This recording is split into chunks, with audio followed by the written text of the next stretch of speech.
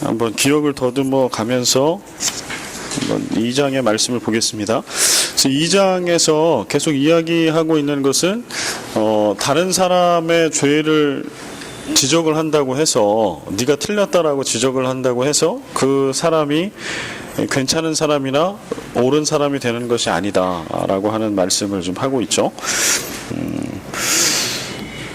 그리고 또 하나는 율법을 아는 거가 중요한 게 아니고 율법을 행하는 자라야 하나님 앞에 의로운 자가 될 것이다 라고 하는 말씀이죠. 그 다음에 그 로마서 2장 5절에 보면 다만 내 고집과 회개하지 아니한 마음을 따라 진노의 날 곧 하나님의 의로우신 심판이 나타나는 그날에 임할 진노를 내게 쌓는도다. 그러니까 본인의 신앙이나 어떤 말씀대로 복음대로 살아내는 삶을 그렇게 살지 못하고 있으면서 돌아보지 않으면서 또 율법의 잣대를 가지고 너는 이게 틀렸다 이게 맞았다라고 그렇게 이야기하고 있는 이들을 향해서 이야기하는 거죠. 고집과 회개하지 아니한 마음. 기억나시나요? 그때 이 고집이라고 하는 단어의 뜻이요. 경화증 할 때 그 단어 경화증의 단어가 고집이라고 하는 단어에서 나왔다.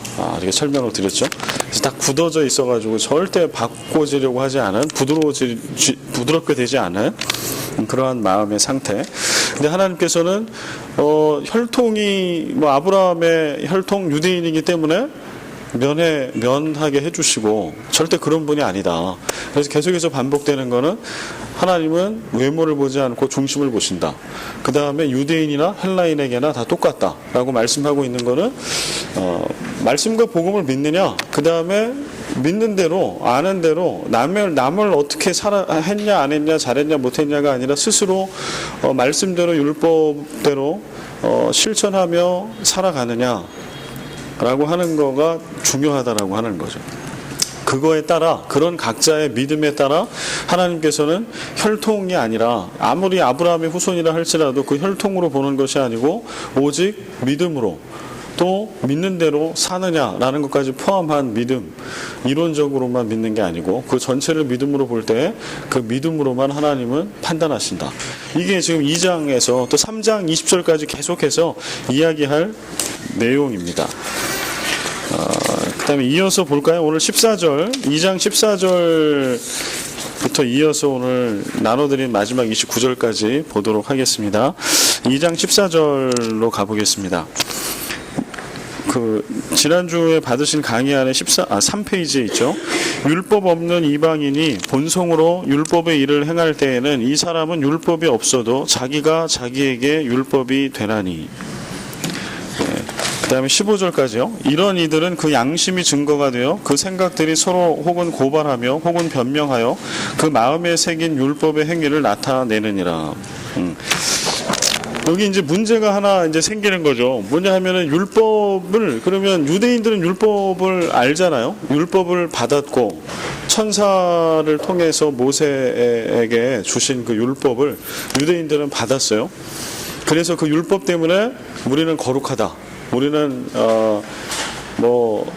심판을 받을 일이 없다라고 믿고 있는 건데, 그렇다라고 하면 율법이 없는 이방인은 그러면 어떻게 되는 거냐라고 하는 거가 궁금증이죠. 율법이 잣대가 지금 되지 않는다는 거잖아요. 유대인들이 믿고 있는 거는 율법이 잣대가 된다는 거예요. 율법을 갖고 있냐? 율법을 너희들이 알고 있냐? 그런데 율법을 갖고 있고 알고 있는 거는 누구만 갖고 있고 알고 있어요? 유대인만. 그렇기 때문에 유대인들이 갖고 있는 그 잘못된 선민 사상이 생길 수 있는 거거든요. 전 세계의 율법은 하여튼 모세를 통해서 시내산에서 하나님께서 이스라엘 백성에게만 주신 거거든요. 아브라함의 후손인 믿음의 자손에게.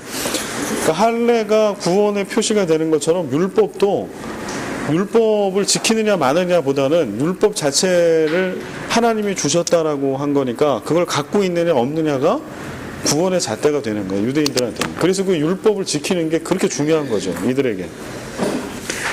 근데 그 문제는 그러면 지금 이제 바울이 얘기하는 건 뭐냐면 그게 아니다라는 걸 얘기하는 거잖아요. 율법이 있냐 없냐 너 아냐 모르냐가 문제가 아니라 율법을 알고 그대로 사느냐, 말씀대로 사느냐, 이게 이제 중요하다라고 했을 때, 그러면은 율법을 아예 받은 일이 없는 이방인은 어떻게 되는가에 대한 궁금증이 생기는 거죠. 그거를 지금 풀어서 설명을 하고 있는 겁니다.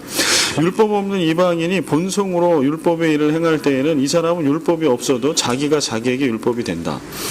여기 이제 14절, 15절에 보면은 가로가 있어요. 그죠? 여러분 성경에 개역개정 우리 한글 성경에 보면 가로가 쳐져 있어요. 근데 이 가로는 이제 추가됐다 이런 뜻이거든요. 이게 원래 원어에 이제 추가됐다라고 하는 건데 이게 원어 성경에는 없어요. 14, 15절에 가로가 없어요. 그러니까 헬라어 원어 성경은 추가된 걸로 보지 않는 거예요. 헬라어 원어 성경은 14절, 15절이 추가된 걸로 보지 않는다. 그런데 한글 개역 개정판하고 그 다음에 영어 성경을 보면 NIV에는 가로가 있어요. NASB, RSV에는 없어요. 그러니까 이 얘기는 뭐냐면 가로가 있고 없고는 가로가 없는 거는 원래 성경 원문에 추가된 게 아니고 본래 있었던 걸로 보는 거예요. 그 다음에 가로가 있는 건 뭐냐면 원문하고 앞뒤 맥락이 안 맞다고 보는 거예요. 그래서 이거는 후대에 추가되고 첨가된 것으로 본다. 이렇게 보는 경향에 따라 가로를 넣고 빼고 했다. 이렇게 이해를 그냥 하시면 되겠고요. 그래서 우리 한글 성경에는 지금 가로가 있어요. 그러니까 이거를 추가된 걸로 본 거예요. 원어에 없는 거를. 그러나 이제 그래서 이게 이제 주석책을 보고 이렇게 스타디를 하다 보면 어떤 학자는 이걸 나중에 원래는 14, 15절이 없었는데 14, 15절을 나중에 끼워 넣었다. 이해를 돕기 위해서.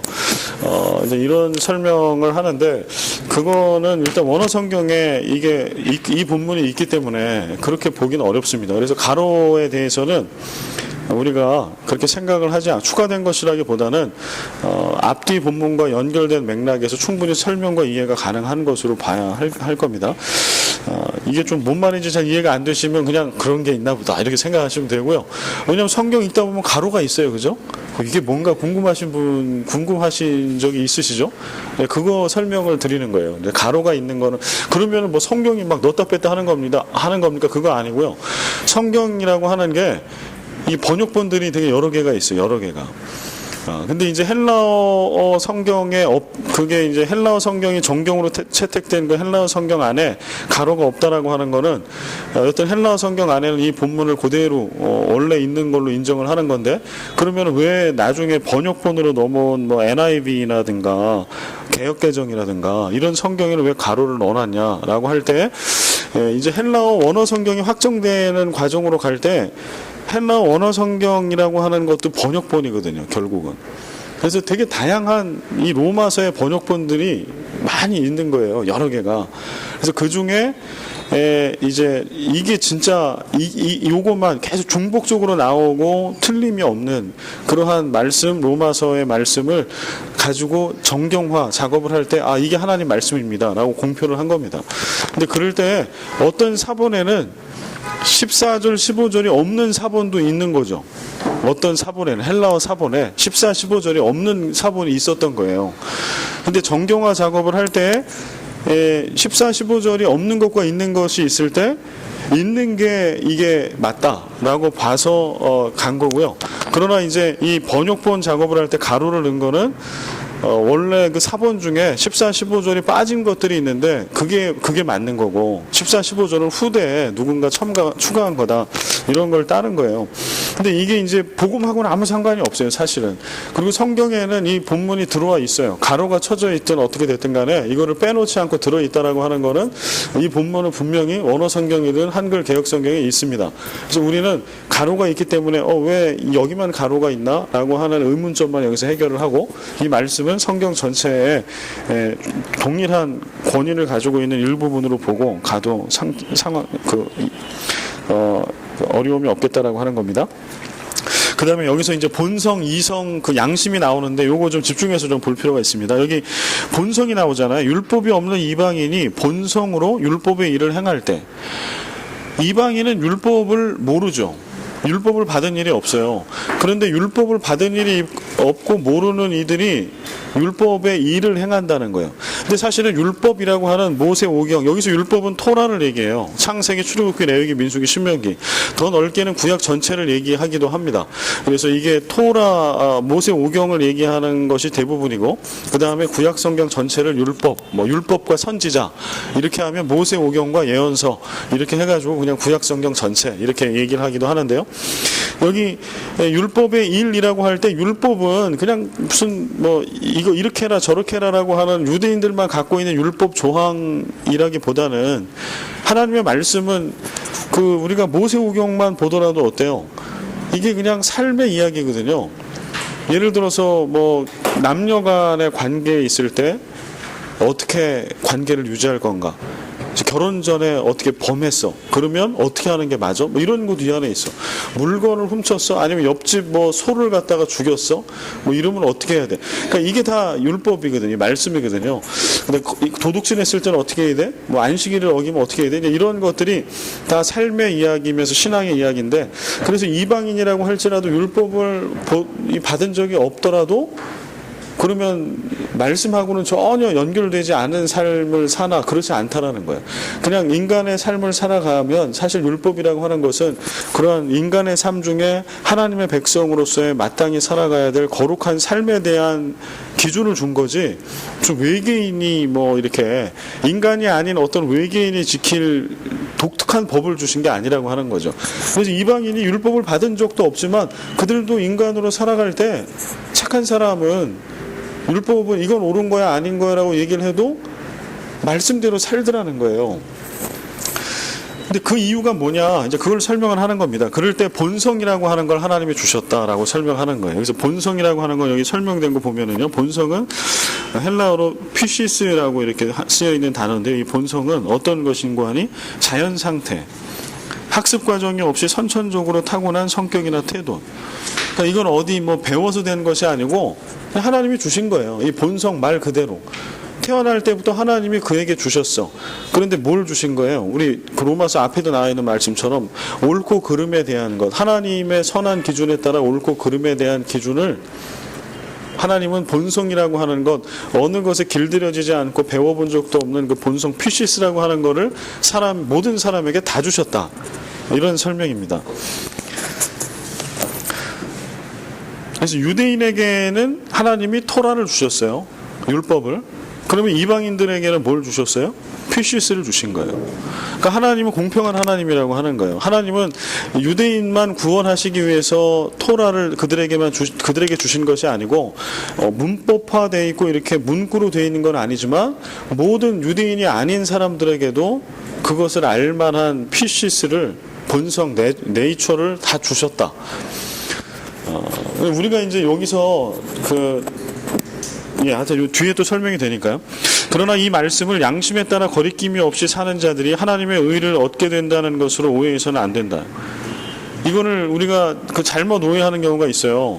그러니까 지금 이 피시스라고 하는 것, 이 본성이라고 하는 거는요, 유대인에게 율법과 같은 걸로 주신 거예요. 선악을 구분할 수 있는 걸로 준 거예요. 그러면은 이렇게 생각하잖아요. 그러면 율법, 본성을 다 선악을 구분할 수 있는 걸 주셨으니까, 그걸로 구원받는구나. 이렇게 생각해요. 그렇지가 않다라는 거예요. 그거는 뭐랑 똑같냐면 율법으로 구원받지 못하는 거와 똑같아요. 율법으로 구원받을 수 있습니까? 율법을 유대인들이 받았잖아요. 받았고 선악에 대한 것들이 기록되어 있어요. 그러나 율법을 준수함으로 구원받지 못해요. 마찬가지예요. 본성이라고 피시스라고 하는 거를 유대인에게 율법을 주셨는데 이방인에게는 없으니까 네이처하게 그에게 그 본성을 주신 겁니다. 그러나 그 본성 때문에 구원받지 못한다는 거예요. 그래서 이거를 여러분들 헷갈리면 절대 안 된다고 하는 겁니다. 그래서 일단 용어를 좀 이렇게 이해를 하고요. 토라가 단 한 사람도 의롭게 할 수 없는 것처럼, 로마서 3장 20절이죠. 모든 사람이 죄를 범하였으며 하나님의 영광에 이르지 못하였으니, 로마서 말씀 그렇게 기록하고 있는 거잖아요. 피시스도 이제 마찬가지, 사람이 의롭다 인정받는 유일입니다. 유일한 이렇게 되면 곤란합니다.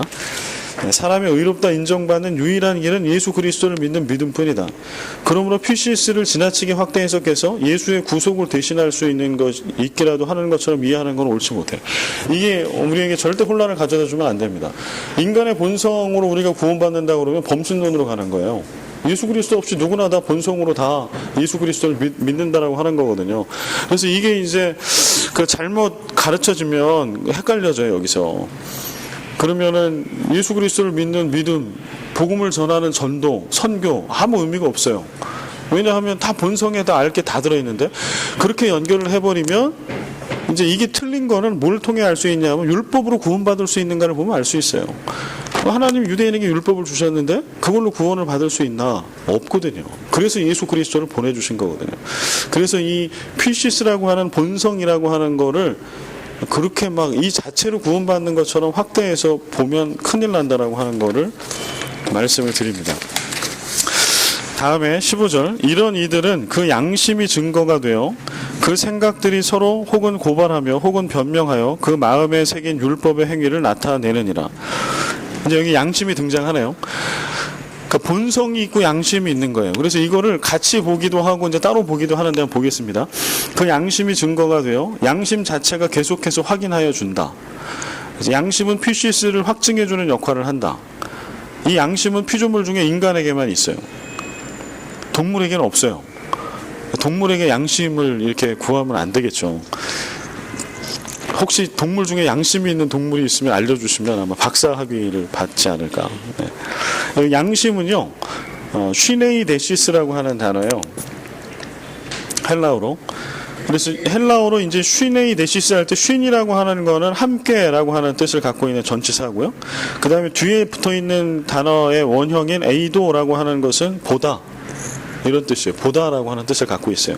그러니까 이 양심이라고 하는 원어의 뜻을 보면은 어떤 거예요? 함께 보는 거예요. 함께 보는 거. 그러니까 어떤 개인만 보는 게 아니고 모두가 다 동일하게 바라보는 거. 이게 양심의 본래의 뜻이라고 하는 거예요. 그래서 다른 이들과 함께 인식하는 거, 공동으로 인식하는 거. 그러니까 이게 이제 본성하고 연결이 되죠. 본성이라고 하는 것도 인간 본연의 자연 상태의 선악을 알만한 것들을 딱 주신 거잖아요, 이게. 그러니까 양심이라고 하는 것도 그 본성에 의거해서 같은 관점으로 바라보는 거예요. 모두가 다 같게. 그러니까 누구는 이거는 선이야, 근데 누구는 악이라고 바라보는 것이 아니라고 하는 거예요. 그래서 우리가 이제 요 원어적인 뜻이 영어 단어에 보면 나와 있는데요. 영어로 conscience라고 하는 단어가 있어요. conscience. 이제 같은 뜻이죠. 뒤에 science는 과학 지식이라고 하는 거고, con은 함께라고 하는 뜻을 가지고 있습니다. 그래서 이게 양심과 같은 어원적인 같은 의미를 동일하게 담고 있다라고 하는 것.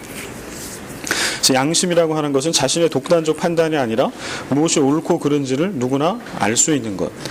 그래서 신약 성경에 바울 다른 서신에도 양심이라는 단어가 계속 나와요. 양심은 본성과 연결되어 있는 겁니다. 그래서 하나님께서 선악을 구분해서 이것을 판단하고 행하게끔 주신 거, 이제 이게 바로 본성과 양심이라고 하는 거.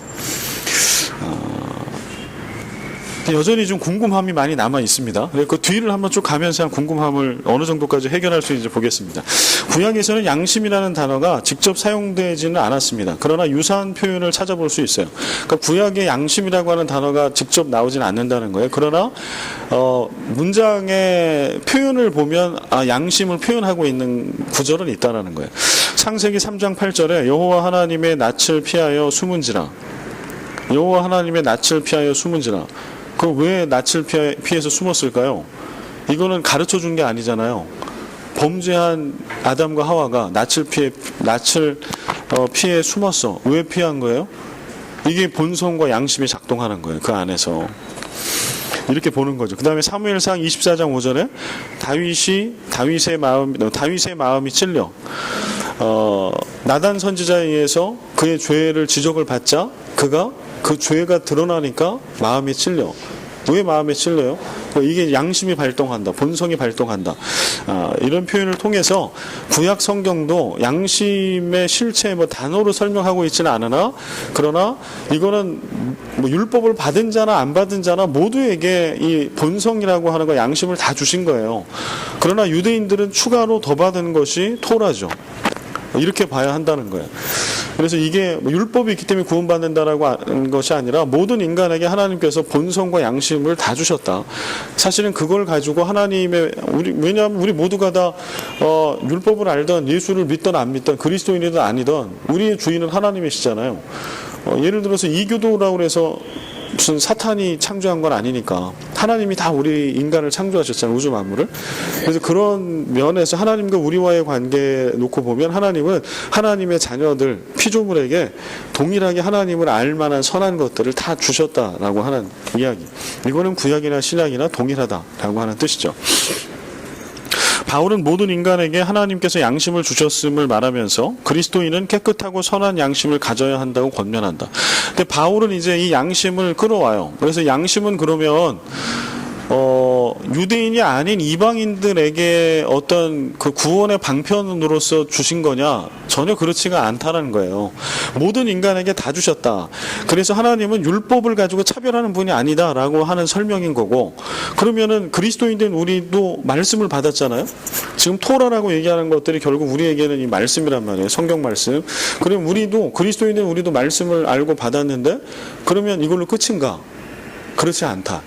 이걸로 끝이 아니라 우리가 교회를 다니기 때문에 저절로 선한 양심이 선해지는 것이 아니다라고 하는 걸 얘기하는 겁니다. 성경은 선한 양심도 얘기하고 거짓된 양심, 악한 양심도 얘기를 해요. 그러니까 양심 자체는 선하고 악한 게 아니에요. 중립성이에요. 하나님의 뜻, 선악을 구별할 수 있는 중립적인 겁니다. 그러나 이것을 사람이 어떻게 사용하느냐에 따라서 선한 양심으로 사용할 수도 있고 악한 양심으로도 사용할 수 있다는 거예요. 그래서 바울이 얘기하는 이제 선한 양심 얘기를 보겠습니다. 어떤 얘기인가? 디모데전서 1장 5절과 19절 같이 한번 디모데전서 3장 8절 9절까지 이어서 같이 한번 읽어보겠습니다. 이 교훈의 목적은 청결한 마음과 선한 양심과 거짓이 없는 믿음에서 나오는 사랑이거늘 믿음과 착한 양심을 가지라. 이와 같이 집사들도 정중하고 일구이연을 하지 아니하고 술에 인박히지 아니하고 더러운 일을 탐하지 아니하고 깨끗한 양심의 믿음의 비밀을 가진 자라야 할지니. 아멘. 아멘. 그래서 디모데전서 얘기하는 거 보면은 19절에 믿음과 착한 양심, 믿음도 가져야, 믿음 가지면 다 해결된다라고 얘기하지 않아요. 믿음과 착한 양심을 가져라. 깨끗한 양심에 믿음의 비밀을 가진 자라야 할지니. 그래서 우리가 말씀을 아는 것만으로 선한 양심이 저절로 생기는 게 아니다. 온전히 믿어야 돼. 근데 여기서 믿는다라고 하는 것은요, 이론적인 것, 신학적인, 교리적인 믿음을 얘기하지 않아요. 바울이 얘기하는 믿음은 살아내는 믿음, 복음을 살아내는 거예요. 그래서 그러면 어떻게 바울의 증언과 설명을 보면 그럼 그리스도인이 어떻게 착한 양심을 가질 수가 있을까라고 할 때 말씀과 복음을 살아낼 수 있으면 착한 양심을 가질 수 있는 거예요. 예를 들어서 정의와 공의를 강같이 하수같이 흘러내라 라고 하는 말씀이 있으면 이걸 알아. 아는 걸로는 절대 선한 양심을 가질 수 없다는 거예요. 정의와 공의를 물같이 하수같이 흐르게 하라는 거 알잖아요. 아는 걸로 선한 양심이 저절로 생기나? 그렇지 않는다는 거예요. 그러면 한국 사회나 한국 교회가 이 지경이 되지 않았죠. 다 아니까. 그런데 왜 그렇게 됐는가라고 하면 알고 살지 않은 거죠. 이거는 온전한 믿음이 아닌 거예요. 바울의 입장에서는. 바울을 통해 주신 복음에는. 그래서 그렇게 연결할 수 있는 겁니다. 믿음과 착한 양, 이 교훈의 목적은 청결한 마음과 선한 양심과 거짓이 없는 믿음에서 나오는 사랑이거늘. 그러니까 바울이 얘기하는 복음의 실천은 다 이겁니다. 말씀대로 우리가 실행하고 복음을 문자 하나하나라도 다 삶에서 우리의 삶의 언어로 풀어서 살아내는 그때 비로소 복음이 복음되고 믿음이 믿음되고 우리의 양심은 중립적인 선에서 악한 양심으로 가는 것이 아니라 선한 양심으로 발동을 해서 그것이 하나님을 영화롭게 해드린다라고 하는 거예요. 그 얘기를 지금 하고 있습니다. 반면에 거짓 가르침에 미혹된 악한 양심이 있다. 악한 양심 얘기도 해요. 보겠습니다. 디도서 이어지는 말씀을 우리 또 같이 읽겠습니다. 디도서와 디모데전서, 디도서 1장 15절, 디모데전서 4장 1, 2절 같이 읽습니다. 더럽고 믿지 아니하는 자들에게는 아무것도 깨끗한 것이 없고 오직 그들의 마음과 양심이 더러운지라. 그러나 성령이 밝히 말씀하시기를 후일에 어떤 사람들이 믿음에서 떠나 미혹하는 영과 귀신의 가르침을 따르리라 하셨으니 자기 양심이 화인을 맞아서 외식함으로 거짓말하는 자들이라. 네, 아멘. 그러니까 여기 보면은요, 착한 양심은 믿음하고 연결이 돼 있어요. 우리가 온전히 복음대로 말씀대로 우리가 믿음을 삶으로 살아내는 믿음의 상태가 되면 선한 양심을 작동시킬 수 있다라고 하는 거예요. 그러면은 이제 여기 나오는 악한 양심에 나오는 거는 다 뭐예요? 더럽고 믿지 아니하는 자들에게 믿음에서 떠나 미혹하는 영과 귀신의 가르침을 따르는 이들, 믿음 말씀과 복음에서 떨어져 있는, 그러면 이거를 그러니까 이 사람들은 교회를 안 다니는 사람 이렇게만 볼 수는 없어요. 왜냐하면 바울은 이미 교회 공동체 안에 예수를 믿는 자 중에 잘못된 복음을 믿고 가르치는 이들에 대한 경고를 계속 하고 있기 때문에 그래요. 그래서 이 악한 양심은 누구에게나 누구도 빠질 수 있어요. 우리 가운데로. 그래서 우리가 믿음과 신앙을 아주 추상적인 것으로만 알고 있으면 우리도 충분히 악한 양심의 지배를 받을 수 있다라고 하는 것을 경각심을 분명히 가져야 합니다. 자기 양심이 화인을 맞아서 외식함으로 거짓말을 한다. 그러니까 우리 이렇게 생각하잖아요. 예수 믿어, 교회 다녀. 근데 거짓말 잘해. 그런 분은 없죠. 여러분은 그런 분 한 번도 알지 않으시죠? 저는 좀 알거든요.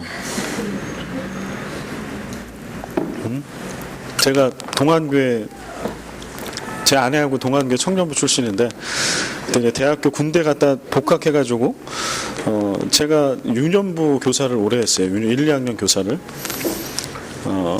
근데 이제 그때 유년부 부장 집사님 있어요. 안수 집사님. 근데 이분들이, 이 부부가 정말 딱 보면 그냥 이렇게 예수 믿으면 되겠다, 롤 모델이었어. 왜냐하면 헌금 생활 정말 잘하시고, 저 방산시장에서 이제 조그만 도소매 업체를 운영하시는 분이었는데, 그리고 교회 학교 교사들한테 얼마나 잘하는지 몰라요. 특히 저같이 이렇게, 저는 서울에 집이 있었지만 이제 공인행사 준비한다고 혼자 자취하고 막 이러고 있었으니까, 비참하게 막 있을 때니까 너무 잘 챙겨주세요. 먹을 것도 챙겨주고 뭐. 그래서 이제 받기만 하니까 미안하니까 언제 여름방학 때 내가 이분에게 좀 도움이 되면 좋겠다. 근데 이제 아르바이트생을 구하는데 안 구해진다는 거예요. 어떤 여름. 근데 그때가 제가 대학교 3학년, 복학해서 3학년 때 여름방학이었는데 되게 중요한 때였어요. 그때 영화도 해야 되고 저는 이제 나름의 계획이 있었는데 그래도 받기만 하면 인간이 아니지. 그래서 내가 계속 못 구했다고 기도해달라고 이러시는 거예요. 교사 회의 때. 그러니까 이게 안 되겠다. 내가 해야 되겠다. 그러고서는 모든 공부 계획을 딱 포기를 하고 집사님한테 얘기를 했죠. 집사님, 저도 뭐 아무것도 할 줄 모르는데 할 수 있겠습니까? 그랬더니 형치야, 네가 오면 진짜 좋겠다고. 그래서 딱 2달을 풀로 이제 방산시장 가가지고 이제 아르바이트를 했어요. 짐 자전거 있잖아요. 짐 자전거 이렇게 막 올리고 이거 가지고 어디 저기 무슨 언덕배기 호텔 있는 언덕배기 막 올라가다가 막 박스 다 넘어져가지고 막 그거 다시 막 쟁이고. 하여튼 그 해 여름이 엄청나게 더웠는데 2달 동안을 열심히 아르바이트를 했습니다. 그리고 2달 토탈 해가지고 한 40만 원을 받았나? 주급인가 2주 만에 한 번씩 받았는데요. 결국 결론을 말씀드리면 그 2달 후에 이게 작은 회사가 아니더라고요. 이게 도소매를 하다 보니까 구멍가게 이게 되게 작아요, 막. 근데 나중에 부도가 났어, 결국은. 계획적으로 부도를 내고 지금도 생사를 알 길이 없어요. 그리고 이제 미국으로 도망갔다 이제까지 이제 알게 됐는데, 제가 주로 했던 거는 이제 그런 일도 했지만 저녁에 당좌 메꾸는 거. 은행 막 다니면서 이제 마지막 당좌 수표 메꿔야 되니까 입금하고 돈 빌리러 다니고, 제가 좀 신뢰가 있게 생겼잖아요. 사기층이 안 생겼잖아. 그거를 이용을 했더라니까. 그래서 결국은요 그렇게 사기를 치고 가셨고, 저는 이제 제가 돈도 빌리러 다녔잖아요. 제가 빌린 건, 제가 뭐 제 이름으로 빌린 건 아니지만, 어느 날 주일이 됐는데 이제 교회 마당에 막 뭐 어른들이 몇 사람이 막 찾고 있더라고, 누구를. 그게 전주를 몰랐죠. 저를 찾고 있는 거였어요. 너 대라, 네 주인이 어디를 갔는지 대라라는 거예요. 그래서 제가 저도 피해자다. 저도 이제 그때 막 당좌를 메고 있는데 돈이 없으니까 저보고 카드를 만들려고 그러더라고. 근데 대학생이 뭔 카드, 크레딧이 얼마가 되겠어요? 근데 만들었는데 그게 뭐 한 달에 20인가 뭐 한 달에 40만 원인가 해서 그 한도를 다 뺐어, 40을. 근데 제가 두 달에 40만 원 받았는데 40을 다 빼서 이제 거기 들여서 결국은 저는 무료로 이제 일을 했죠. 그분들께 받은 게 많으니까 저는 뭐 그거는 괜찮아요. 그 은혜를 갚았다라고 생각하는데, 청년 때 그게 저에게는 큰 시련이었어요. 제 믿음의 근간을 흔들어 버리더라고. 예수를 잘 믿는다는 건 뭐냐. 그리고 그 사업장에 수시로 목사님을 모시고 와요. 그 예배 드려요. 예배 드리고 나면 봉투해서 다 이렇게 드리고, 그거 나쁜 거 아니잖아요. 그냥 참 목사님도 잘 모시고 헌금도 잘하시고 새벽 기도도 심지어는 안 빠져. 근데 그 신앙을 어떻게 잘못된 신앙이라고 생각하겠어요. 그러니까 제가 정말 뭐 저뿐만이 아니라 그때 청년 교사들이 다 존경하고 이분들을 의지했죠. 근데 그 끝이 어떻게 됐든 간에 지금도 나중에 좀 만나면 물어보고 싶은데 왜 그러셨냐고. 먹고 살기 힘드니까 그러셨겠지만 아주 계획적으로 부도를 냈어요. 그래서 수십억 부도를 내고 교회 안팎에 피해를 본 분이 뭐 몇십 명이에요. 근데 그런 일을 겪고 나서 제가 믿는다라는 거를 완전히 재정립하게 됐어요. 지금도 제가 정립한 믿음에는 그 경험이 그대로 있어요. 근데 제가 이런 말씀 드릴 수 있는 거는 이게 성경적, 신학적인 거는 뿐만 아니고 실천적인 것도 다 들어 있습니다. 그래서 그리스도인인데요. 지금 말씀드렸죠. 새벽기도 안 빠져. 11조 안 뺐는지 모르지만 헌금 생활도 잘하셔. 주일 성수 진짜 잘해. 교사들 뭐 교회학교 부장하면서 다 먹여 살리고 그렇게 해. 근데 다 사기쳐가지고 그 피해자를 다 남기고 그냥 도망갔단 말이에요. 어떻게 이분들이 안 믿은 게 아니라 믿었죠. 그러나 이분들 안에 선한 양심이 있었으면 이렇게 했을까요? 선한 양심은 분명히 아닌 거예요. 그러니까 우리가 성경을 아는 것과 머릿속으로 그러니까 물리적으로 어떤 신앙의 행위를 하는 거는 그 전에 머물러 있으면 이것은 종교 활동이지 이것은 신앙생활이 아닌가. 우리가 그것을 이렇게 구분할 수 있어야 돼요. 그리고 오늘부터 매일 성경이 미가서잖아요. 미가서도 오늘 새벽 설교에 제가 설교 말씀드렸는데 그 17권의 예언서에서 공히 말씀하고 있는 요지는 그거예요. 이스라엘과 남유다와 북이스라엘 멸망한 이유 뭐냐. 그들은 택함 받은 아브라함의 후손이기 때문에 멸망당하지 않는다. 우리에게는 성전이 있기 때문에, 그리고 여기서 우리는 계속 예배를 드리고 하나님께 제사를 드렸기 때문에 우리의 죄는 사해졌고, 그래서 우리는 이 성전이 있는 한은 멸망당하지 않는다. 그 안에는 뭐가 깔려있냐 하면 죄를 지어도 멸망당하지 않는다. 근데 하나님께서는 그 죄를 다 지적을 하잖아요. 그 얘기는 뭐예요?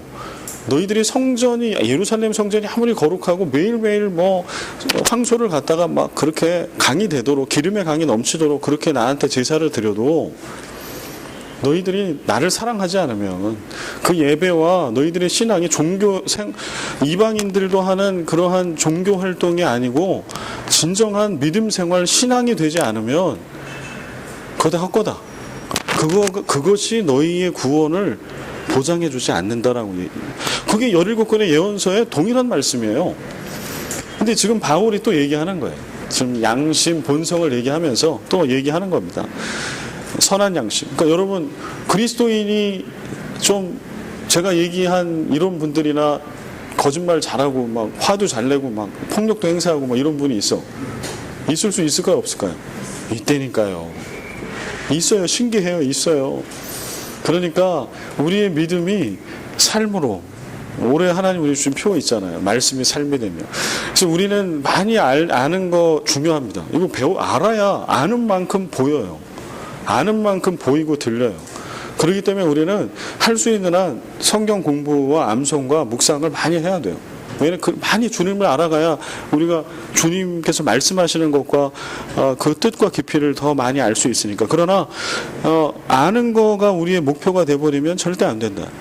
그 알미 북이스라엘과 남유다의 사람들을 멸망으로 인도했던 것처럼 그 삶이 한국교회를 몰락으로 인도하고 있죠. 동일해요. 그래서 오늘 삶이 중요한 게 아니고 믿음이 중요한데, 믿음은 이론적인 게 결코 아니다. 그래서 한 자락의 말씀을 붙들고도 그 말씀을 우리가 어떻게 살아내는가, 오늘 하반부에 같이 좀 이야기를 나누려고 하는데요.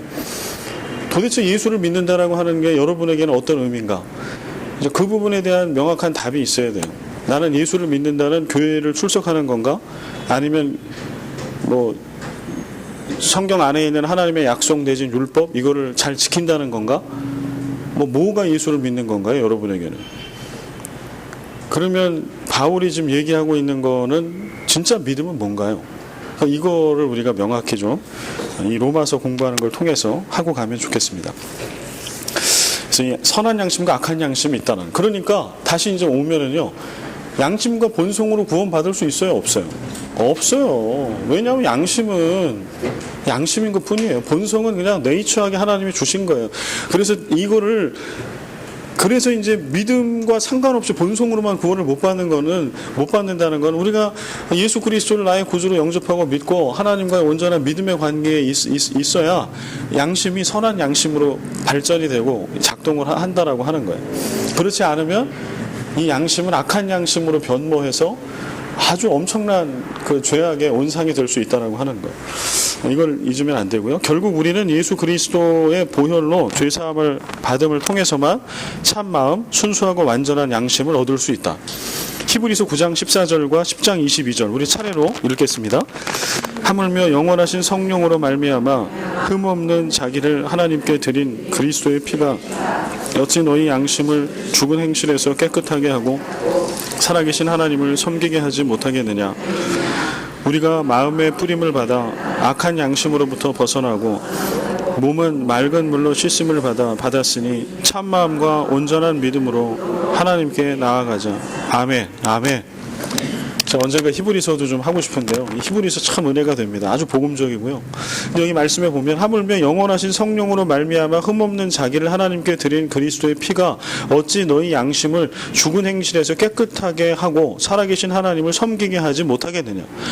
그러니까 악한 양심을 갖고 있는 자에게도 희망이 있어요. 뭐가 희망이에요? 복음이 희망이에요. 예수 그리스도의 피, 그리스도의 보혈, 십자가, 복음의 능력이잖아요. 바울에게는 어떤 능력인고 하니, 악한 양심 내지는 고집불통에 이 경화증에 걸려가지고 절대 물러질 수 없고 변화할 수 없는 그런 양심과 마음을 딱 가지고 있는 자라 할지라도 그에게 복음이, 이 그리스도의 보혈이 덮여지고 복음이 들어가고 역사하게 되면 이런 변화가 일어나는 거예요. 악한 양심이 선한 양심으로 바뀌어요.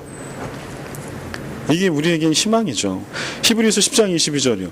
우리가 마음의 뿌림을 받아 악한 양심으로부터 벗어나고, 여기 우리는 누굴까요? 그리스도인들이요. 소아시아 지역에 흩어져서 예수를 믿고 있는 그리스도인들, 이 히브리서를 지금 받고 있는 그런 그리스도인들, 우리가 마음의 뿌림을 받아 예수 그리스도의 피를 뿌림을 받는 거죠. 복음의 뿌림을 받는 거죠. 악한 양심으로부터 벗어나고 몸은 맑은 물로 씻음을 받았으니 참 마음과 온전한 믿음으로 하나님께 나아가자. 여기 참 마음은요, 선한 양심. 그냥 쌍으로 나와요. 선한 양심, 믿음. 우리가 온전한 믿음 가운데, 순전한 복음 가운데 우리가 그것을 받아들이고 아멘으로 화답할 때, 또 성령께서 우리 가운데 역사하셔서 성령 충만함으로 우리를 다스리실 때, 그럴 때 어떤 일이 생기는가 하니 악한 양심이 선한 양심으로 바꾸어지는 역사가 생겨요. 그래서 교회가 갱신되고 가정이 갱신되고, 여러분 집집마다 이 부부 관계나 내지는 자녀와의 관계, 이런 가족 관계가 정도가 다르지 다 있어요. 이게 부부 문제고 가족 문제니까 얘기를 못하는 게 어디가 창피해서. 거기다가 직분이 있어, 목사야 장로야, 절대 얘기 못하죠. 그러나 얘기를 제가 안 들어도 다 있어요. 저희 가정도 심각한 문제가 있었으니까 어디다 얘기를 못해. 그 얘기를 은혜를 100번 받아도 아마 주님 오실 때까지 이 얘기는 오픈 안 할 겁니다. 그 정도의 치명적인 아픔이 있었다, 저희 가정에. 제 아내는 그걸로 고통을 많이 받았고 저도 마찬가지고 지금 이제 회복해가는 과정이죠. 바람을 폈냐? 절대 그건 아닙니다. 그러면 제가 이런 얘기 못하죠. 이것도 저기 음성 딱 따가지고 이거 나중에 바람 폈다 막 이렇게 나오는 거 아니에요? 근데 우리는요, 그런 관계 문제가 생길 때 그거를 어떻게 잘 이렇게 화해하면 해결될 거라고 생각해요. 근데 그렇게 회복이 되면 다 되죠. 그러니까 크리스찬들 이렇게 심리학을 전공하시고 상담학을 하신 크리스찬들이 공히 얘기하는 게 심리학과 상담학으로 물론 많은 치료가 됩니다. 약물도 도움을 받을 때는 받아야 되고요. 그러나 그걸로 다 되지 않아요. 그래서 크리스찬들일 경우에 그 학문을 하시는 분들, 임상을 하신 분들은요, 나중에 갈증을 느껴요. 그래서 이거를 어떻게 영적인 것, 신앙적인 것과 접목을 해서 어떻게 100%까지는 아니더라도 우리 의학이 갖고 있는, 심리학과 상담학이 갖고 있는 한계를 극복할 수 있을까가 고민이에요. 크리스찬 심리학자들, 상담학자들이. 그럴 때, 그러면 이제 뭐가 그게 해결이 그러면 안 되냐. 저는 이제 뭐 의사는 아니니까 그냥 목회자 입장에서 바라보면은요, 이 성경 말씀을 쭉 보면 그건 거예요. 이게, 여기도 나와 있잖아요. 선한 양심, 악한 양심이 나와 있잖아요. 부부관계 회복은 부부가 선한 양심을 가질 때 회복이 돼요. 요즘에 무슨 불륜 드라마들이 많이 이렇게 막 유행처럼 막 나오거든요. 그 중에 하나를 제가 그 대목을 클리핑 해놓은 걸 봤는데, 젊은 부부인데 부인이 이 맞벌이를 해요. 근데 이제 바람을 피다 걸린 거예요, 현장에서. 근데 부인이 너무, 물론 미안해하긴 하는데 너무 떳떳한 거예요, 부인이. 뭐 그걸 어떡하라는 얘기냐. 우리는 사랑을 한 거다. 우리는 사랑을 한 건데 그렇다고 가정을 깰 마음은 없었다. 그거를 제가 보고서 도대체 사랑을 한 건 오케이. 그래, 사랑은 좋은 거니까. 그래, 뭐 부부관계 이렇게 10년, 20년, 30년 살다 보면 좀 무뎌지잖아요. 그래서 이게 뭔지 이렇게 무뎌지고 감흥도 없고 이렇게 설렘도 없고 그럴 때 어떤 이성을 만났는데 설레네. 옛날에 연애 감정이 생각나네. 그래서 사랑을 했다는 거야. 그래, 오케이. 오케이는 아니지만 여튼 그럴 수 있다. 근데 가정을 깰 마음은 없었어. 그리고 둘은 사랑을 했어, 잤어. 이거 어떻게 해석을 하라는 얘기예요? 그래서 제가 이제 아예 내가 절대 이 드라마는 보지 말자. 내 영혼이 혼탁 깨지는 것 같다. 그래서 이건 아예 볼 드라마가 아니다. 이렇게 생각을 하고 있는데요. 이게 시대상이에요. 근데 이거를 우리가 복음으로 다시 가지고 들어오면 우리가 아무리 뭘 알고 있고 윤리 도덕 교사라고 할지라도요, 우리 안에 이 양심이라고 하는 것이 있는데 이게 우리 마음대로 우리가 컨트롤하고 내가 선하게 하고 싶다 그래서 선하게 되고 이렇게 되지 않는다는 거예요. 무엇으로 가능해? 히브리서 기자의 표현에 빌자면 그리스도의 피, 보혈, 복음, 이 복음의 역사가 있을 때 악한 양심이 선한 양심으로 바꿔진다는 거예요. 그래서 이게 반드시 병행돼야 하는 거죠. 상담, 심리적인 치료, 이게 신앙 가운데서 우리는 크리스찬들이니까 저는 그래서 그냥 신앙 안에서 다 해결된다. 저는 그 주의는 아니에요. 필요하면 약물 치료도 저는 어떤 것 중독이든 뭐든지 받아야 된다고 생각합니다. 의사의 처방에 따라. 그분이 전문가니까. 그러나 저는 말씀 전문가로 놓고 보면 그것만으로 100% 해결 절대 되지 않는다. 상처가 깊으면 깊을수록. 왜냐하면 이러한 눈에는 보이지 않지만 의학적인 얘기도 아니지만 성경 안에 있는 이러한 원리들을 쭉 통찰해 보면 이거는 영적인 신앙적인 것으로 온전히 해결될 수 있다라고 하는 거예요.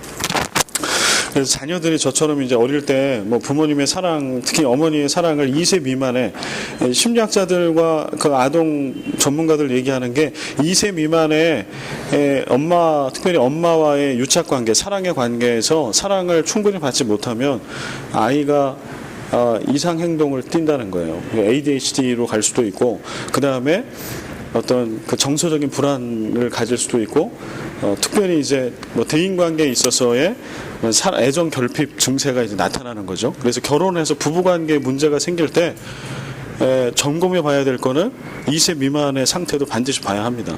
근데 이게 이제 기억에 잘 남지 않기 때문에 이게 이제 이거를 불러일으키는 무슨 심리 치료도 있고 아니면 영성 치료도 이제 병행이 되는데요. 저도 사실은 그런 케이스잖아요. 2세 미만은 아니지만 제가 종합해 봤을 때 2세 미만 기억은 없어요. 그렇지만 저희 어머니 아버지가 그렇게 사랑의 관계는 아니었어요. 아버지는 원치 않은 결혼을 했고 어머니하고 맨날 싸워 인정을 안 했고 아내로. 그럼 제가 사랑을 제대로 못 받았겠죠, 분명히. 그러면 이제 이론적으로 따지면 삐뚤어져야 돼요. 나는 삐뚤어질 것이다. 제가 한때 삐뚤어졌지 그렇게.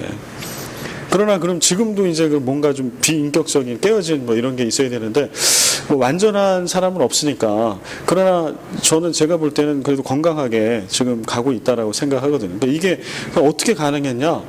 분명히 결핍된 거는 사실인데 이거는 신앙의 역사예요. 성령의 역사라고밖에 저는 설명할 길이 없어요.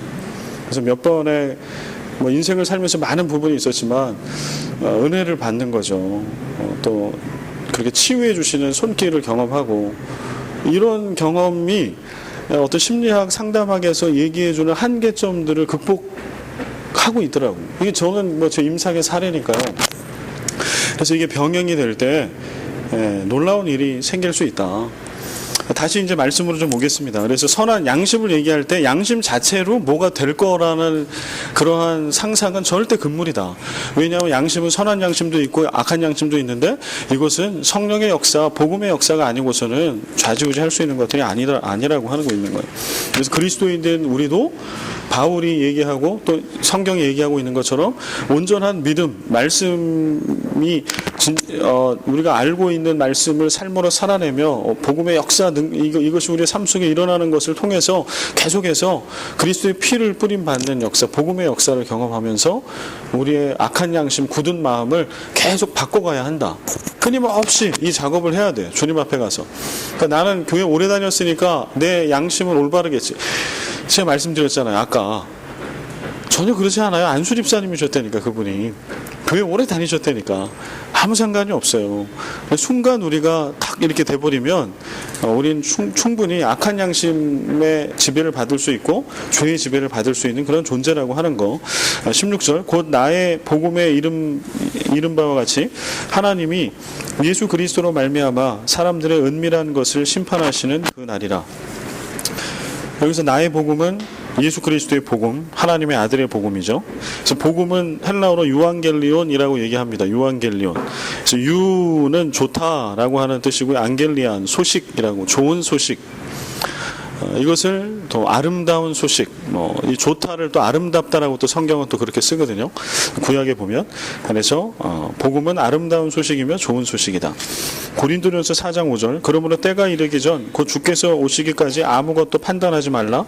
그가 어둠에 감추인 것들을 드러내고 마음의 뜻을 나타내시리니 그때 각 사람에게 하나님으로부터 칭찬이 있으리라.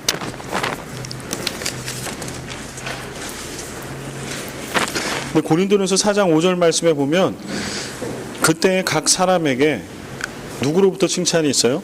하나님으로부터 칭찬이 있으리라. 그러니까 이 얘기는 뭐냐 하면 이 말씀은 우리를 선하다 악하다 내지는 잘했다 못했다라고 판단을 해주시는 분은 하나님이시라고 하는 거예요.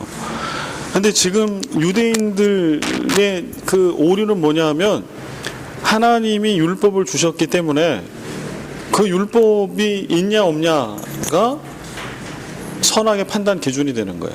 성전에 내가 드나드느냐 안 드나드느냐 이게 판단의 기준이 돼. 그러나 성경은 그렇게 얘기하지 않는다. 인간이 뭘 어떻게 했느냐의 판단 기준을 두고 있지 않고 그 판단 기준은 하나님으로부터의 칭찬, 하나님으로부터의 판단에 따라서 결정된다라고 하는 말씀입니다. 네, 다시 이제 오늘 나눠드린 걸로 이제 가보겠습니다.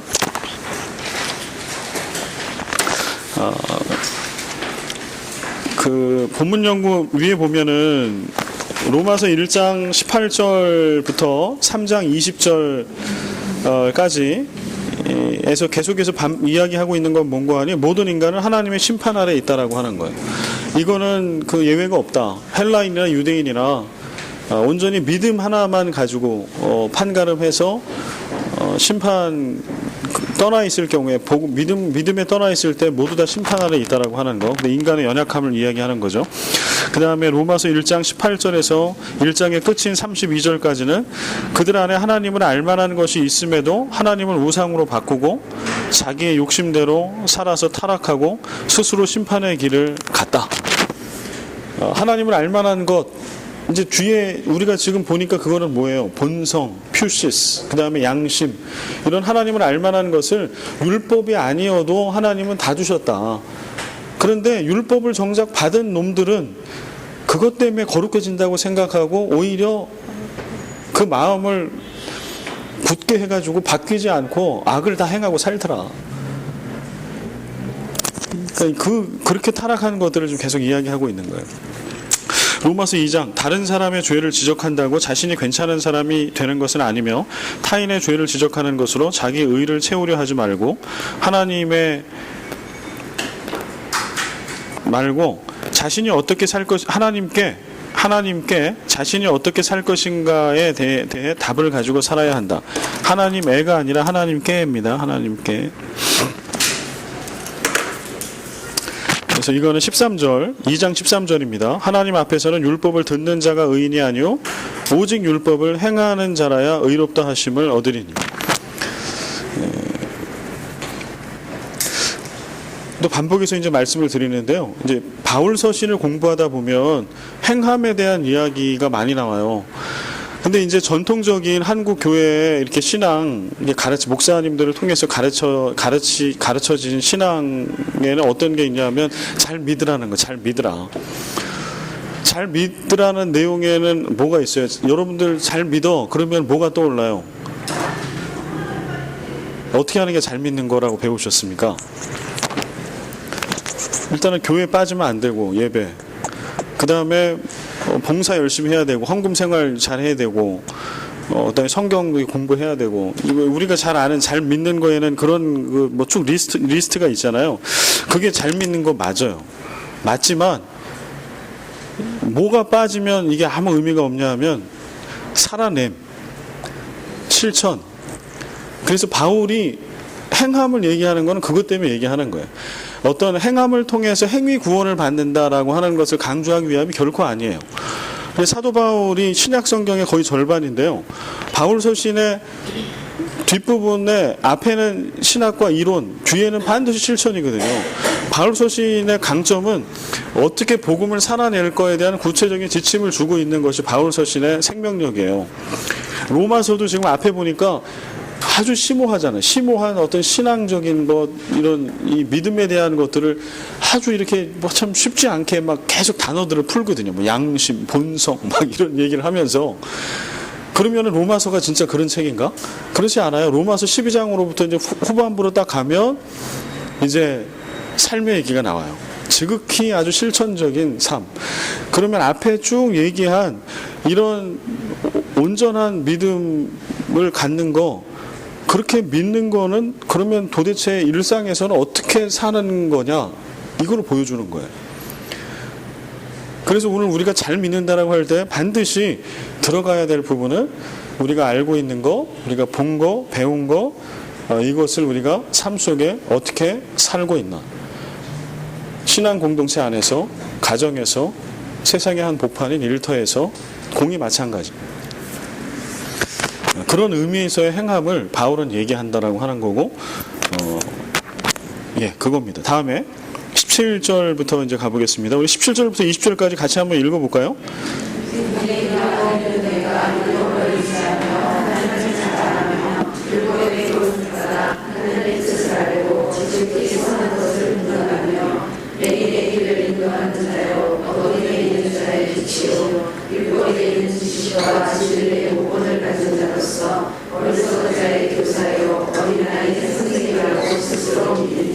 예. 참 이게 헷갈리는 겁니다. 이게 꼭 저는 이거 읽으면서 이런 것 같아요. 앞에 뭐가 쫙 이렇게 아주 환상적이고 판타지한 것들이 있는데 나중에 보니까 꿈이더라. 이런 거죠.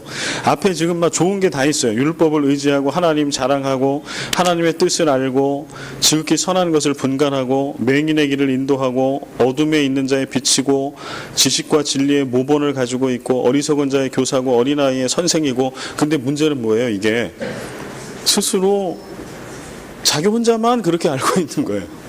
자기 혼자만 나는 그래. 근데 하나님이 볼 때는 아니라는 거죠. 혼자 완전히 착각하고 있더라. 누구 얘기하고 있어요? 로마에 있는 그리스도인들에게 하고 있어요. 물론 지금 여기에 해당되는 사람은 뭐 유대인들일 수 있겠죠. 스토리상으로 좀 바로 연결되는 사람은. 그러나 이 편지를 읽고 있는 사람은 지금 로마에 있는 그리스도인들이라는 걸 절대 잊으면 안 돼요. 지금 우리도 읽고 있잖아, 이거를. 그러니까 바울은 지금 어떤 목적으로 이거를 지금 쓰고 있는 거예요? 다시 돌아보라는 거죠, 신앙을. 여러분이 말씀을 의지하고 하나님을 자랑하고 하나님의 뜻을 알고 분간도 되고 맹인도 인도하고 가르치고 뭐 그런 진리의 모델도 되고 어리석은 자의 교사고 어린아이의 선생이라고 여러분도 그렇게 생각하십니까? 하나님도 그러실까요? 정말 그러십니까? 유대인들의 잘못된 확신은 우리는 하나님과 특별한 관계에 있기 때문에 인류 모두가 심판 아래 있을 때라도 우리는 아니다라고 믿고 있었던 거예요. 순전히 혈통적으로 아브라함의 자손이라는 이유와 육체의 할례의 표시를 지니고 있다는 이유만으로 하나님께서 특별히 취급해 주신다는 확신. 근데 이게 우리도 이제 우리 가운데도 이런 부분들이 있을 수 있어요. 우리 한번 따져보자고요. 우리 코리안 크리스찬인데요. 우리가 성경의 이 성경 말씀에 비춰볼 때 우리는 유대인입니까? 이방인입니까? 우리는 이방인이에요. 우리가 여러분 중에 부모님 중에 특별히 어머니가 히브리 유대인인 분이 있어요. 뭐 그래야 유대인이 되거든요. 모계를 따라가니까. 제가 말씀드린 건 그거예요. 여러분의 어머니 중에 유태인이 계시면 여러분은 유태인 될 수 있어요. 그러나 그거 아니면 우리는 이방인이에요. 좀 기분 나쁘지만 이방인이라고. 그러니까 우리는 이방인 그리스도인이죠. 바울의 표현을 빌자면 우리는 이방인 그리스도인. 오늘 이제 그럼에도 불구하고 이제 우리 가운데는 뭐가 있냐면 우리는 또 선을 긋잖아요. 우리도 참 뭐 혈통상 별로 자랑할 혈통은 아닌가 이를테면 우리는 예수님 믿기 이전에 우리 마음대로 살았던 그런 문화적인 역사적인 전통을 다 가지고 삶의 그 흑역사를 다 가지고 있는데 그럼에도 불구하고 우리가 예수를 믿어요. 그래서 우리 가운데는 이제 뭐가 있냐면 선을 그어. 우리는 예수 믿었다. 너는 안 믿어. 우리는 교회 다녀.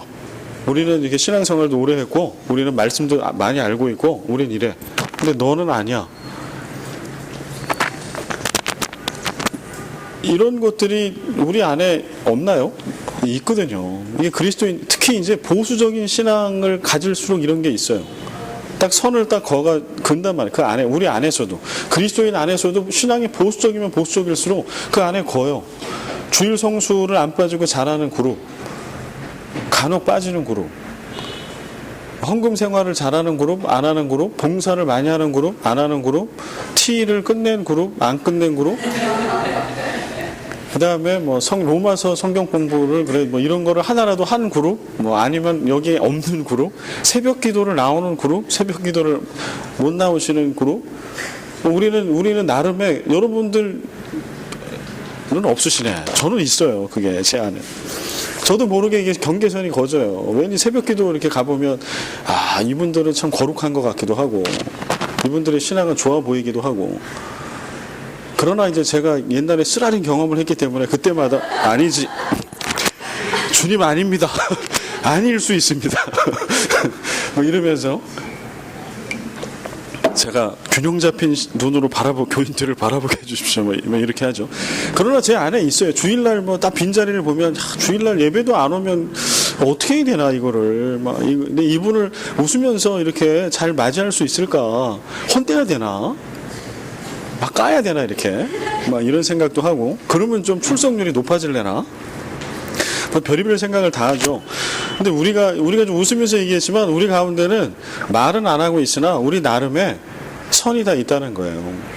지금 바울은 그 얘기를 하고 있어요. 왜냐하면 그 로마 교회의 특성이 뭐냐면 제가 말씀드린 것처럼 애초에 로마 교회의 멤버들은 유대인 그리스도인들이 개척 멤버들이에요.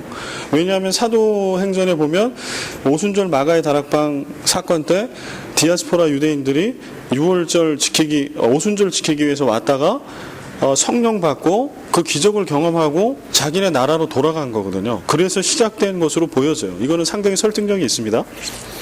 그렇게 로마 교회가 자생적으로 생겨났어. 그러니까 교회 창립 멤버는 유대인 그리스도인. 근데 제가 첫날 설명해 드린 것처럼 그 사이에 이제 황제의 법령에 따라서 유대인 추방령이 내려졌단 말이에요. 유대인들이 추방됐어요. 몇 년 동안을. 그러면서 유대인 그리스도인들의 공백이 있었어. 로마 교회 안에. 그러면서 로마 교회 주축이 교체가 됐어요. 이방인 그리스도인.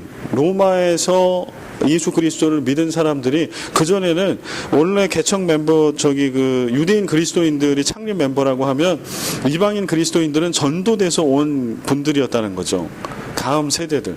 그런데 그 로마의 황제의 법령을 통해서 유대인 그리스도인들이 다 추방을 당해서 교회를 떠나고 공동화 현상이 일어나면서 교회의 처치 리더들이 바뀐 거예요.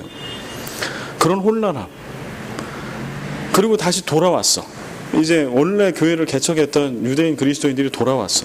근데 그 안에 보니까 이제 지금 바울이 쭉 얘기하고 있는 거를 보면 교회 상황을 우리가 좀 유추할 수 있는 거예요. 뭐 우리 교회는 지금 이래라 로마 교회를 얘기하고 있지는 않으나 그 안에는 다양한 믿음의 그룹들이 있고 그 그룹들끼리는 자기네끼리의 선이 있는 거예요. 유대인 그리스도인들에게는 지금 교회의 주인 노릇을 하고 있고 교회의 주축이 돼서 리더십이 바뀌어버렸는데 그들을 바라볼 때 물론 예수 그리스도 믿는 믿음으로 구원받지. 그러나 너희 율법 알아? 이거죠. 너희 율법 아니? 우리는 수천 년 동안 모세의 율법을 천사를 통해 주신 하나님께 직접 주신 율법을 우리는 평생 알고 지키고 행한 사람들인데 그래도 우리가 너희보다 낫지 않겠니라고 하는 거죠. 그리고 실제로 이런 잘못된 가르침들이 있었고요. 그리고 이방인 그리스도인들에게는 뭐가 있었을까요? 그런 거 아니다. 오직 예수 그리스도를 믿음으로만 구원받는 건데 우리에게는 그게 있다. 그러면서 또 자기네들의 그래서 교회를 개척하고 수고한 유대인 그리스도인들에 대한 존경 내지는 뭐 그런 신앙의 선배들이고 본인들에게 복음을 전했던 자들인데 그런 무시.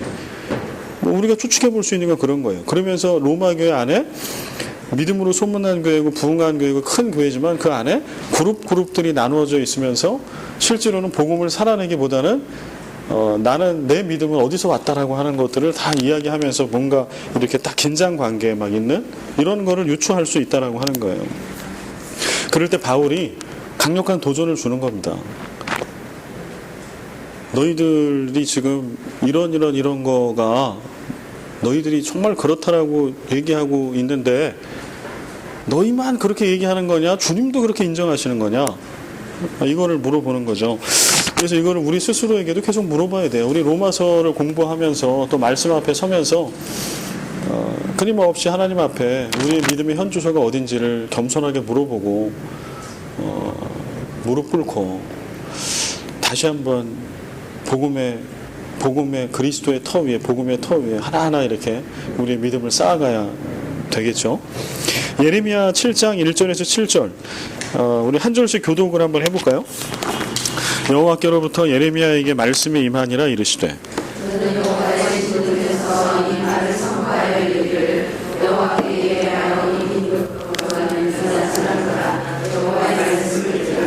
만군의 여호와 이스라엘의 하나님께서 이와 같이 말씀하시되 너희 길과 행위를 바르게 하라. 그리하면 내가 너희로 이곳에 살게 하리라. 너희는 이것이 여호와의 성전이라 여호와의 성전이라 여호와의 성전이라 하는 거짓말을 믿지 말라. 너희가 만일 길과 행위를 참으로 바르게 하여 이웃들 사이에 정의를 행하며 이방인과 고아와 가부를 압제하지 아니하며 무죄한 자의 피를 이곳에서 흘리지 아니하며 다른 신들 길을 따라 화를 자초하지 아니하며 내가 너희를 이곳에 살게 하리니 곧 너희 조상에게 영원 무궁토록 준 땅이니라. 아멘. 예레미야입니다. 오늘 미가서 말씀하고 연결이 되는데 여기 보면 2절에 보면은요. 너는 여호와의 집 문에 서서 이 말을 선포하여 이르기를. 여호와께서 1절에 여호와께로부터 예레미야에게 말씀이 임하니라 이르시되. 그러니까 하나님이 선지자 예레미야에게 너 이 말을 전해라 라고 지금 주시는 거예요.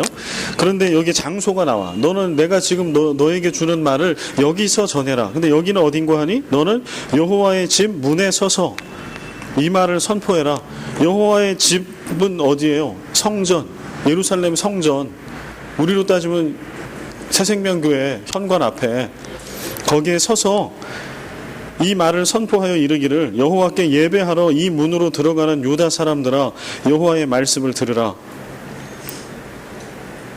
4절 너희는 이것이 여호와의 성전이라 여호와의 성전이라 여호와의 성전이라 하는 거짓말을 믿지 말라. 이걸 어디서 얘기하라는 거예요? 성전 문 앞에서요. 누구한테? 예배드리러 오는 사람들한테. 이게 말이 돼? 생각해 보세요. 제가 문 앞에 서가지고 주일날 여러분들이 성경 끼고 예배드리러 딱 이렇게 오는데 거기다 대고서 여러분 이 교회를 우리 교회를 하나님의 성전이라고 새생명 교회라고 얘기하지 마십시오. 막 이러는 거예요. 여긴 교회가 아니라고 막 이런 얘기예요. 여기 이곳은 교회가 아닙니다, 여러분. 이곳에 왜 오셨습니까? 막 이렇게 하는 거죠. 그리고 얘기하는 게 4절에 여호와의 성전이라 하는 거짓말을 믿지 말아라. 아니 예루살렘 성전을 교회를 교회라고 하는 게 왜 거짓말입니까? 참말이죠. 이거는 그냥 우리 상식으로는 참말이잖아요. 이게 참 거짓하면은 교회를 교회라고 하는 거는 참이에요, 거짓이에요?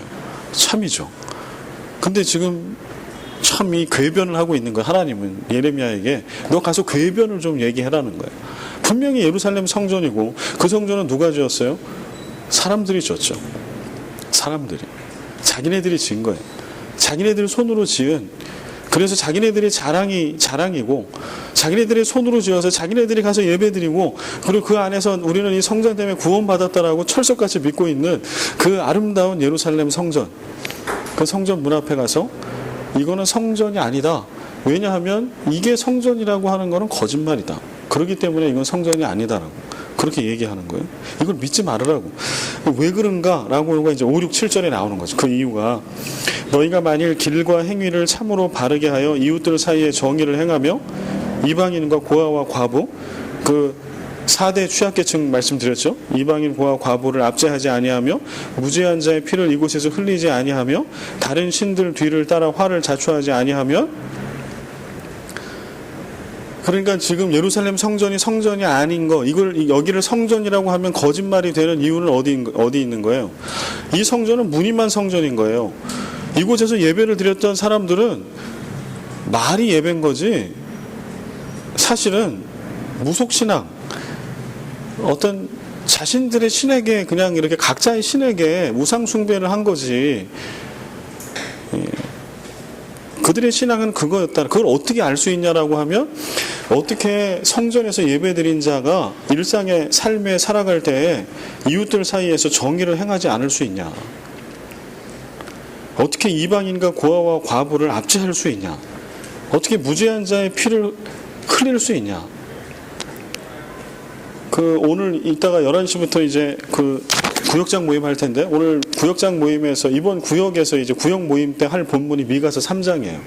미가서 3장에 나오는 말씀은 뭐가 나오는 거하뇨? 그때 이스라엘의 정치 지도자들의 범죄함, 종교 지도자들의 범죄를 지적해요. 정치 지도자들이요 이렇게 돌봄을 받아야 될 사람들의 무죄한 자의 피를 흘렸다라고 써져 있어요. 그 다음에 판결을 굽게 하는 거예요. 힘이 센 사람, 돈이 많은 사람, 유력한 자는 무죄, 가난한 자는 유죄. 그걸 정치 지도자들이 백성들을 지켜주고 돌봐줘야 되는데 오히려 백성들을 다 베껴 먹어 다. 막 그런 표현 자체가 막 입에 담기 어려울 정도의 무슨 유태인 학살하는 것 같은 그런 표현이 있어요. 그렇게 백성들을 유린했어요. 정치 지도자가. 종교 지도자는 어떻게 했느냐? 선지자들은 어떻게 했느냐? 돈을 받지 않으면 말씀을 제대로 선포를 안 해. 저 되게 이게 뭐냐? 이게 찔림이 되더라고 그게. 그러니까 이 복채를 받으면 좋은 얘기를 해줘. 복채가 없으면 말씀을 안 전하는 거예요. 엉뚱한 얘기를 하는 거예요. 근데 그게 언제 그랬다는 거예요? 북이스라엘 남유다가 멸망할 때 있었던 증세, 현상. 정치 지도자들은 연약한 자를 유린해서 정의와 공의가 완전히 깨어진 세상을 만들었어요. 근데 정치 지도자들은 구약에서 어떤 의미가 있냐면요. 우리가 알아야 될 것은 사무엘상 가서 이제 왕이 세워지잖아요. 그게 왕정의 시작이잖아요. 사울 왕이 일대 왕으로 세워지는 게. 그럼 이제 글로 가야 돼요. 왕에 대한 이해를 하려면, 왕정 시대의 이해를 하려면, 오늘날 정치 제도를 신앙 가운데 이해하기 위해서는 사울 왕이 세워졌던 그때로 가야 됩니다. 그러면 하나님께서 처음에 왕이 세워지는 것을 원치 않으셨어요. 그 이유는 뭐냐 하면 하나님이 생각하는 세상의 통치는 하나님만이 유일한 왕이 되시는 거예요. 그래서 선지자, 제사장들, 말씀을 맡고 있고 신탁을 맡고 있는 그러한 자들을 통해서 하나님의 백성들에게 하나님의 뜻을 선포하고 그 뜻대로 이렇게 살아가는 세상, 그게 하나님이 생각하고 꿈꾸던 그런 신탁, 신정의 세상이죠. 근데 어떤 백성들이 왕을 그렇게 원하니까 왕을 주죠. 그런데 왕을 주셨을 때 하나님께서 왕에게 부여한 책무가 있어요. 왕의 역할. 왕의 역할은 무엇인가 하니 하나님을 대신하는 거예요. 그러니까 대신한다는 게 하나님의 전권을 행사하는 게 아니라 하나님이 하나님의 백성들을 다스리는 것처럼 왕은 그저 하나님 아래에서 하나님의 백성들을 다스리는 거예요. 정의와 공평으로. 그래서 백성들의 입에 그 평화라고 할 때 그 전에 한번 제가 설명해 드렸는데 화자, 평화할 때 화자가 한자로 이게 뭐죠? 이게 벼에, 이게 입구예요. 그래서 입에 벼가 이렇게 있는 거예요. 그 얘기는 뭐냐면 평화는 어떨 때 평화가 찾아온다는 거예요. 백성들의 입에 곡식이 다 이렇게 하나씩 숟가락, 이게 밥 숟가락을 다 이렇게 물고 있는 거예요. 곡식을. 그럴 때 평화가 임한다라고 하는 거예요. 그게 한자의 평화의 의미예요. 평자, 평평한 거잖아요. 그러니까 백성 하나하나 모두에게 같은 다 하나 먹을 수 있는 그 양들이 다 입에 이렇게 물려 있는 거, 이게 평화라는 거죠. 그러면 왕이, 통치자가 할 일은 뭐예요?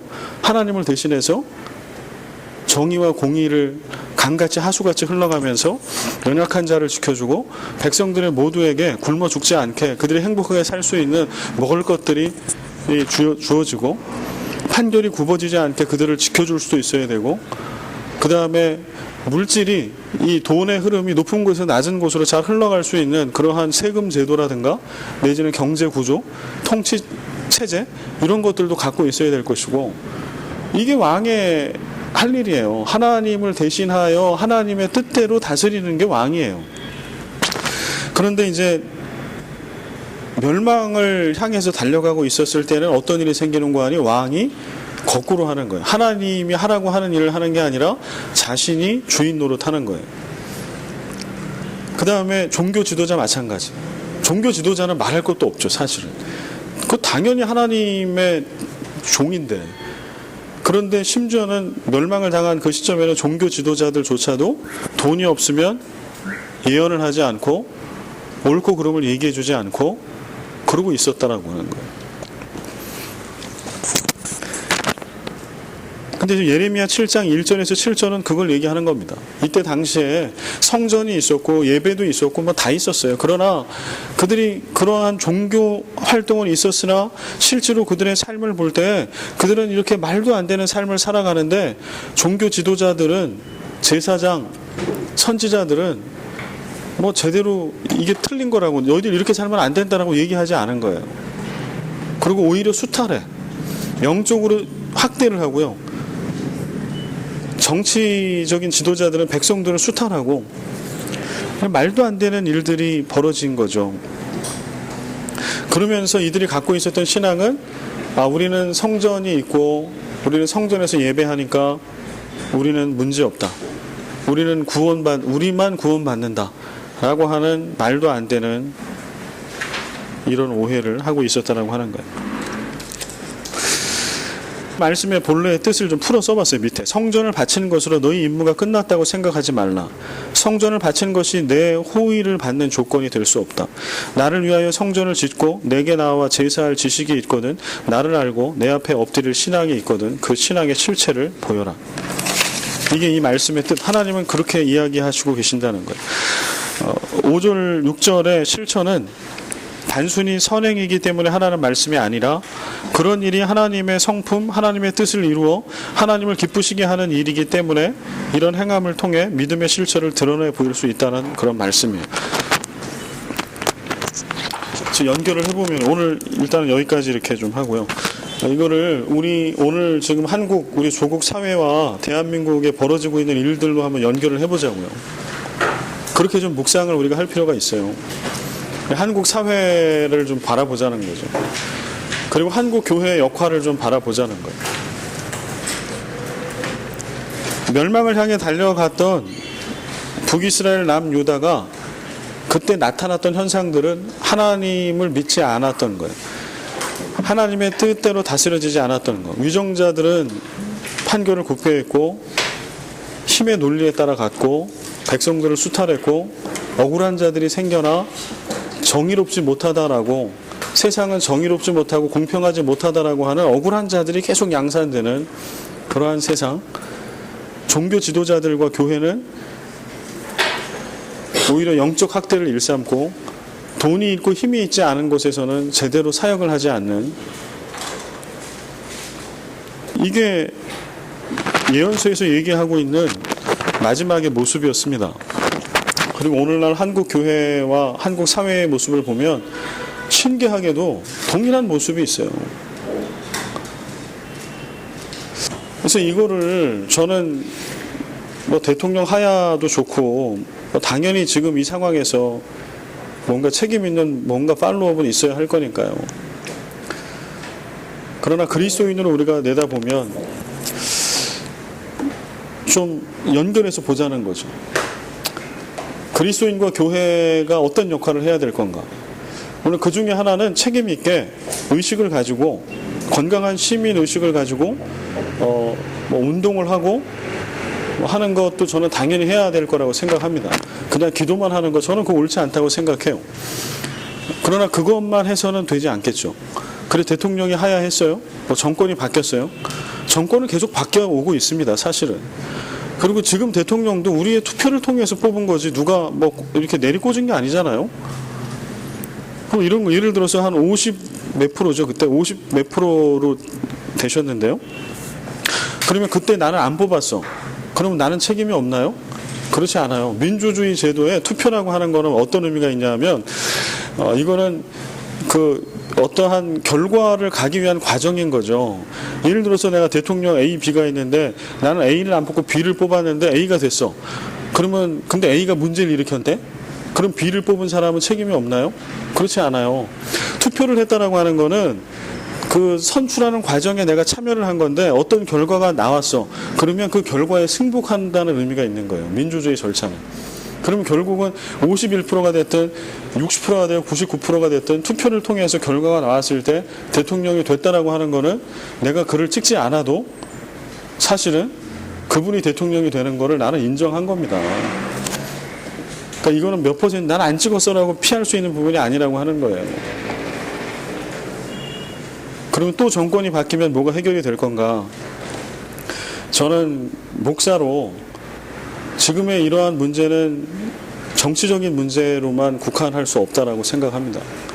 교회와 그리스도인들이 여기까지 올 때까지 어떤 역할을 했는가를 생각하면 그래요. 그리고 앞으로도 교회와 크리스찬들이 동일하게 그렇게 있으면 제2, 제3의 이런 사건은 또 일어납니다.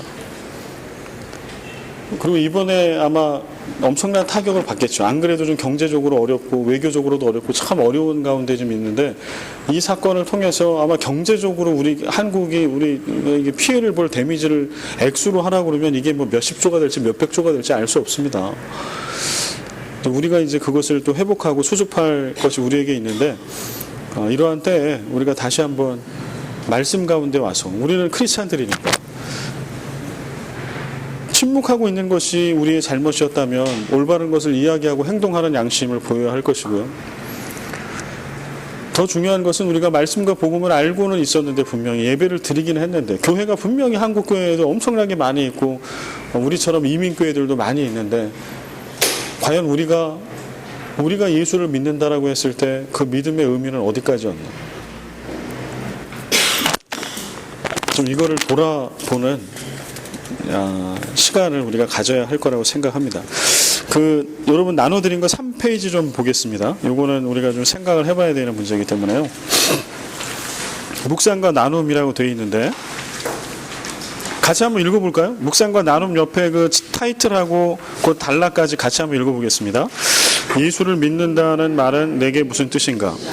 성도들의 인생이 막막해 보이는 것은 자기가 아는 것을 자기 것으로 만드는 싸움에서 실패하기 때문이다. 예수를 믿는다는 말, 십자가를 진다는 말을 자기 삶으로 담아내는 일에서 그르치는 것이다. 나는 믿었고 십자가를 알고 있으니 책임은 없고 보상만 있다고 쉽게 생각하여 자기 자신을 스스로 속이며 자기가 만든 낙관 속에서 길을 잃고 있는 것은 아닌지. 네. 이게 오늘 로마서와 연결해서 우리가 좀 고민할 부분이라고 생각을 합니다. 그래서 좀 여기다가 이 여백에다가 여러분들이 좀 생각을 하시고 좀 써봤으면 좋겠어요. 여러분에게 예수를 믿는다라고 하는 것은 어떤 의미인가요? 우리가 마닐라 새생명교회라고 필리핀에서 그래도 내세울 수 있는 가장 크고 건강하고 좋은 교회, 마닐라 새생명교회의 교인인데, 그러면 그런 그리스도인들이 모여있는 에클레시아, 부르심을 받은 사람들의 모임으로서 우리 교회는 지금 우리의 사명을 다 감당하고 있나? 아니면 우리는 무엇을 더 온전히 붙들고 가야 하는가? 좀 이런 부분들을 고민해 봤으면 좋겠고요. 그래서 오늘 나눌 시간은 없는데요. 여러분들께서 여기다가 좀 써서 다음 주에 나눌 거리들을, 나 예수 믿는데 그럼 내가 여태까지 알고 있었던 믿는다라고 하는 의미는 뭔가, 뭐여야 하는가, 뭐 이런 것들을 쭉 좀 쓰셔가지고 다음 주에 좀 나눌 때 우리 잘 나누셨으면 좋겠습니다. 여기까지 하겠습니다.